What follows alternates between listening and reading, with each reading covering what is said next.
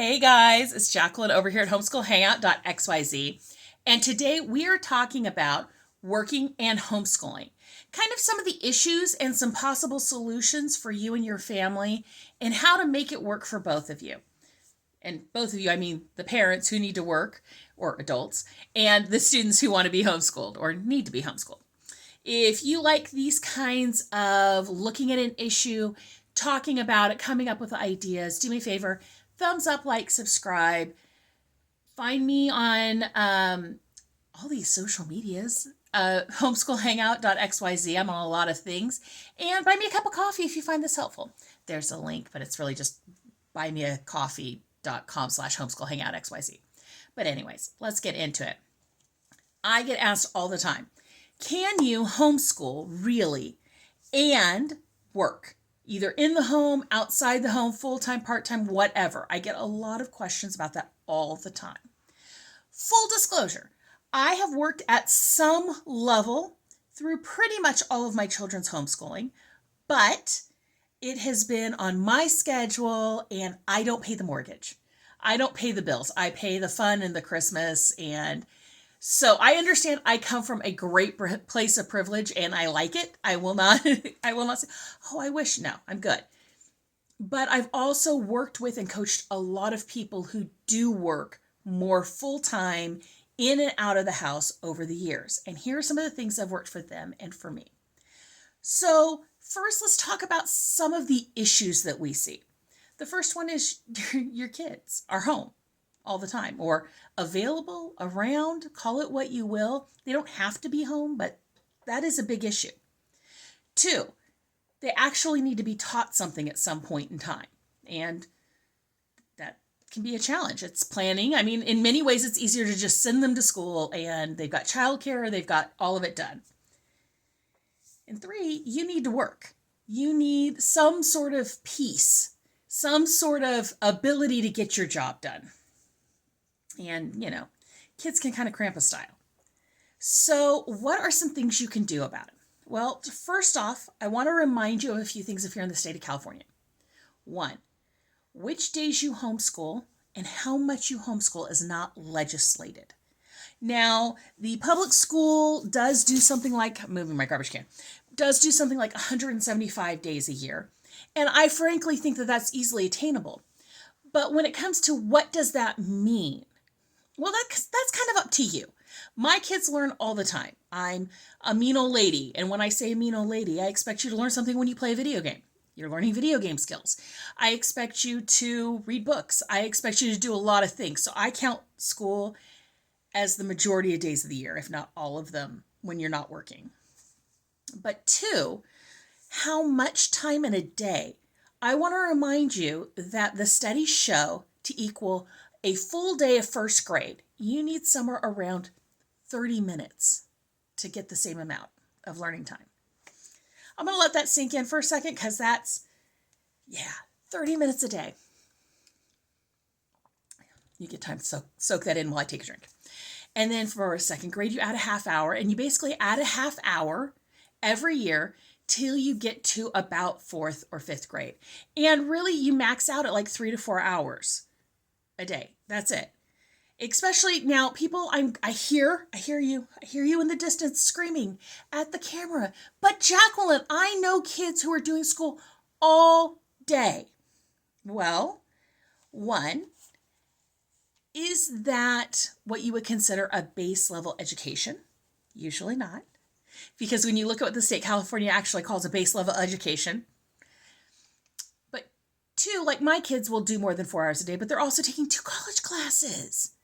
And that also counts their extracurriculars, like when they're doing a science class or when they're doing choir. And so be really careful in comparing people. What I'm talking about is 30 minutes of actual schoolwork. So like in first grade, it'd be like 30 minutes would be all you need total for your math and your English and all that stuff. That doesn't mean my kids wouldn't do any other learning. So set your expectations appropriately. Okay, so let's talk about first curriculum, picking your curriculum. I always say that when you are picking a curriculum, And I don't have a curriculum. I have, this is what I use for math. This is what I use for this. This is what I use for that. You pick something that works for you and your student, which means every kid loves all the hands-on unit projects to some level. But if that doesn't work for you, you don't need to do it all the time. My children were set up very much to do a lot of independent learning, meaning I hand you the math book and you go do it. And when you have questions, you come back to me. Now that worked really well for my kids. That doesn't work for everyone. And when I say that, I mean, I started when my oldest was in like first grade and his sister was in preschool, maybe. And I would sit down and like explain the math lesson to him. Oh, this is how we group. And this, and he's like, can I just have the homework, please, Mom? Fine. So I've always really focused on independent learning because one, independent learning separate from whatever it is they're actually learning is its own skill. But you also can do things like teaching textbooks where they have a video lesson and software to interact with. CTC Math, similar type thing, where it's all done online and it hones into their skills. And I reviewed that in another video. And if I'm smart, Editing Jacqueline will put a link to it up here. Editing, I just upload it. I don't edit, let's be honest.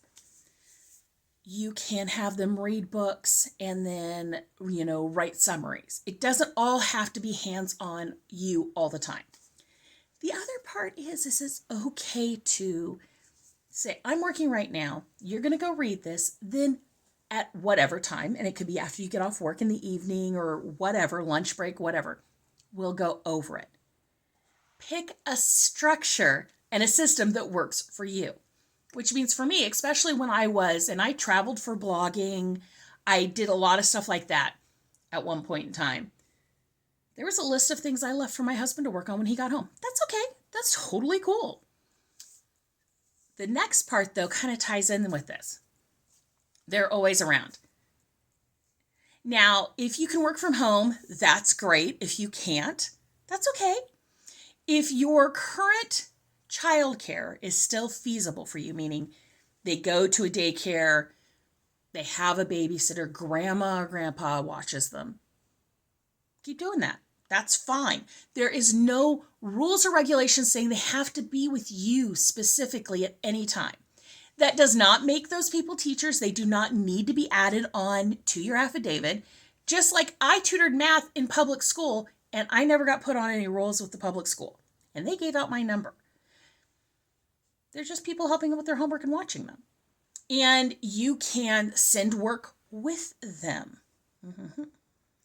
Also, this is a good time to consider doing things like, if you're in Fresno, I'm going to cite things that are here in Fresno, but a lot of communities have stuff like this.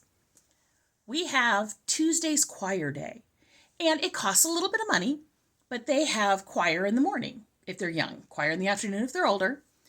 You can also do other classes at the same time in the same location. So if you want them to paint or do dance if they're girls, and yes, the dance is only for girls, play a stringed instrument, get piano lessons. They can do that all in the day.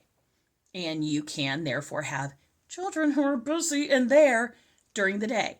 You can even get to know people, which means they'll get your kids to and from, and you don't have to do anything that day. You can work.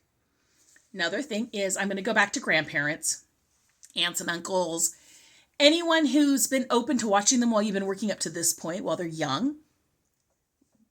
Why not see if maybe they can still do it a day or two a week? You send some homework, you send some activities. And remember, homework can be coloring pictures of pharaohs and working on map work. It doesn't have to be teaching them new concepts. It can be taking them to story time at the library. It can be taking them and being involved in a co-op or something like that. One thing I recommended for a girlfriend of mine, and this isn't cheap per se, but she did classical conversations with her children because she worked full-time basically as a hairstylist and a wedding photographer. And she's like, I was homeschooled. I liked it. I want to homeschool, but I don't know what to do. I'm like, well, where are the kids now? They were young. And she says, well, my mom watches them. a day a week because she had a flexible schedule. So why not hand grandma some lessons? Well, I mean, is that okay? It's like, yes, you can totally do that. Then she did classical conversations where they put together all the curriculum, all the homework, all the everything. Now, I will say classical conversations does a lot more homework than we've ever done in our homeschool. So I'm just going to say that. But my kids were too old when they came to Fresno for me to really consider it. So I can't say that I wouldn't have, but yeah, it's a lot more homework. My kids never wanted to jump into it later. So she did that. And that helped a lot. And then she did Awana at church. And then she did, different activities. That helped. The other thing she did, and I kind of loved it, especially if you do work from home at all or are in and out a little bit, hire a part-time nanny or mother's helper or college babysitter, or call it what you want. I had a 1 day a week college babysitter. She wanted to be called a nanny.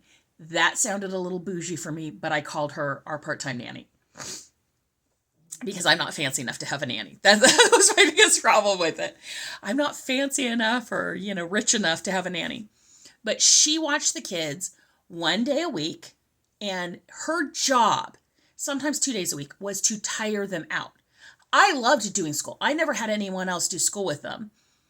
But she would take them to the park. She would take them to things like that. And she would bring them home dog tired. And I knew they were getting all their exercise. And that's what I needed. So I hired someone part-time. My girlfriend, who was the hairstylist and photographer when her kids were young, hired my daughter as a mother's helper because her husband was a photographer and they were both in and out of the house a lot. My daughter went over and watched them. I think it was 1 day a week, maybe 2 days a week. I think it was just one, though, because grandparents were involved other days. And if they had to go to an appointment, if they had to do whatever, and she would go in and not do really school with them, but she'd help them clean up their rooms. She'd help tire them out, all that good stuff. Now, that same daughter grew up. She's now in college. And last year, I think it was, a year before, she actually was a part-time nanny for some friends of ours. And mom is a full-time professor, and dad has his own IT company, but mostly stays home. Now, other than a little bit of sweet charity, she never did school with the kids. Her job was to run them around and to play with them and to get them tired. It's a theme here. But then again, I may just be friends with a lot more indoorsy people. They'd run them around.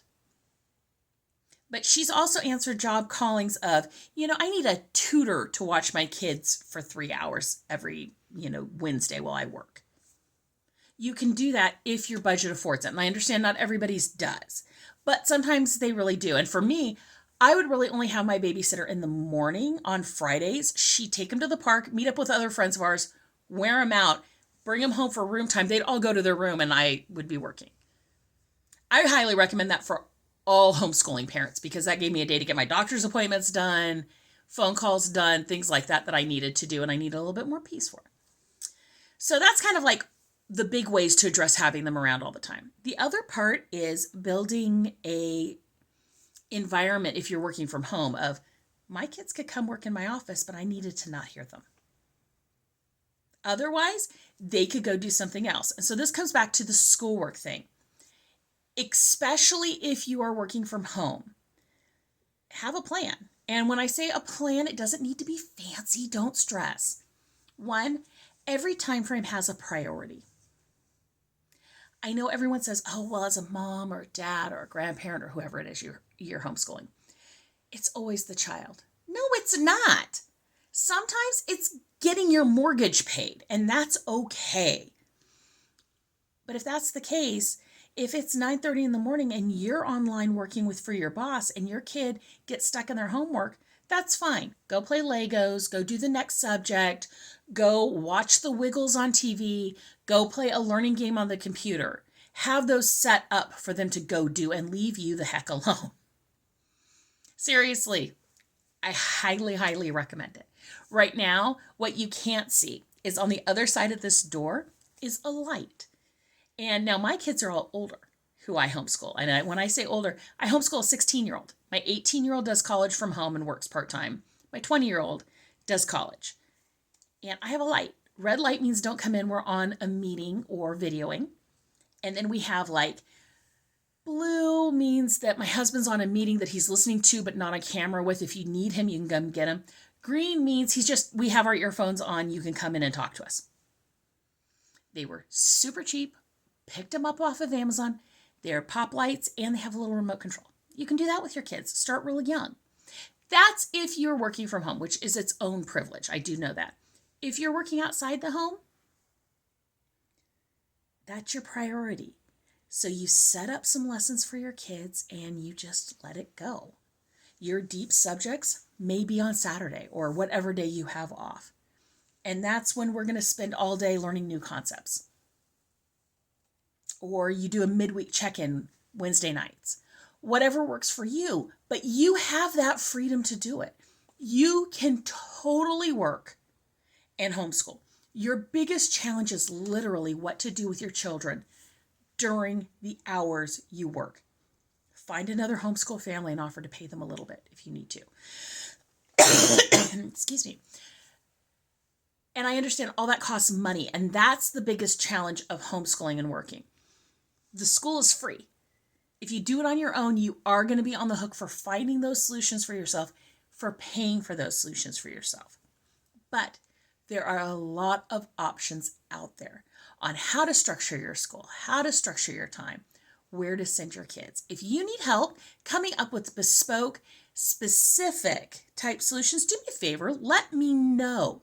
You have got this. I promise you can do it. It may look different than how someone else does it, but you have got this. You can make it work. I promise. I'll talk to you guys later. Bye.